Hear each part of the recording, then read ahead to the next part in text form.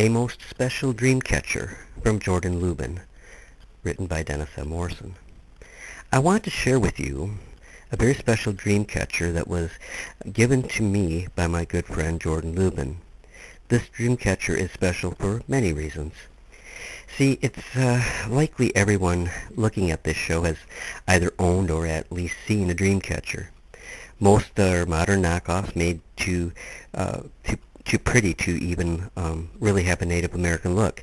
These knockoffs are abundant indeed. The dreamcatcher Jordan made and presented to me is quite different. See, Jordan has a spirit that has respect for the ancient woodland dwellers of Michigan and for their spiritual beliefs. So the dreamcatcher he crafted not only looks Native American, but it has the soul of the Native American. I will tell you more about this wonderful piece shortly, but first let me tell you a little of the history behind the dreamcatchers. The dreamcatcher is very much tied to two planes of existence, the world around us and the spirit world. From what I've been able to find, it was the Ojibwa Native Americans who first used the dreamcatcher. In describing the dreamcatcher, the Ottawa people had two words which particularly applied. The first word was for spider, which is pronounced Asa Baikshin. The way the dreamcatcher's weave looks does harken back to a spider's web in complexity. And then these words, Bawa, Jiggy, Nagwa, Gan. And these words mean dream snare or dream catcher. Traditionally, the object was made from a willow's hoop on which was woven a loose net or web looking like a spider's web. It was then decorated with sacred items such as feathers and beads. Bonang Mang Tanan originated with the Ojibwe people and was later introduced to some neighboring nations through intermarriage and trade. As time went on, the dreamcatcher became known to most tribes of the United States. The Ojibwa people have an ancient legend about the origin of the dreamcatcher. Storytellers spoke about the spider woman known as Asib Ika Shi, who took care of the children and the people of the land. Eventually, the Ojibwa nation spread to the corners of North America, and it became difficult for the Asib Ika Shi to reach all the children of the land. So the mothers and grandmothers would weave magical webs for their children using willow hoops or sinew, or cordage made from plant fibers, and the dreamcatcher was believed to filter out all bad dreams and let only the good thoughts enter the mind. Once the sun is risen, all the bad dreams vanish away. Frances Densmore wrote in her book Chippewa Customs in 1929, even infants were provided with the protective charms. Examples of these, she wrote, are the spider webs hung on the hoop of the cradle board.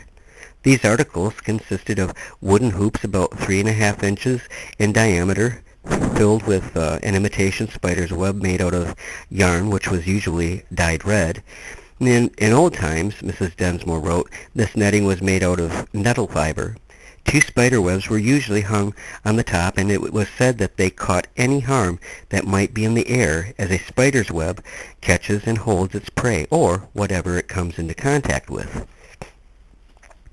The Ojibwa also believe the dreamcatcher changes a person's dreams, as only the good dreams were allowed to filter through. The Lakota believe nightmares pass through the holes and out the window, and then the good dreams slides down the feathers to the sleeping person. As stated earlier, the Ojibwa used willow hoops and sinew or plant cordage. You see, the hoop or circle represents how Gizis, the sun, moon, month travel each day across the sky. There is meaning to every part of the dreamcatcher, from the hoop itself to the beads embedded in its webbing. Having said that, I want to turn my attention and yours to what I have named the Lubing Suncatcher after Jordan, who created it. You see, in a great many ways, just as my dear friend Jerry Wagner had, Jordan has, in my estimation, a spiritual connection with people who lived in northeast Michigan in ancient times past. But now let me tell you about the Suncatcher he made and gave to me. Dreamcatcher.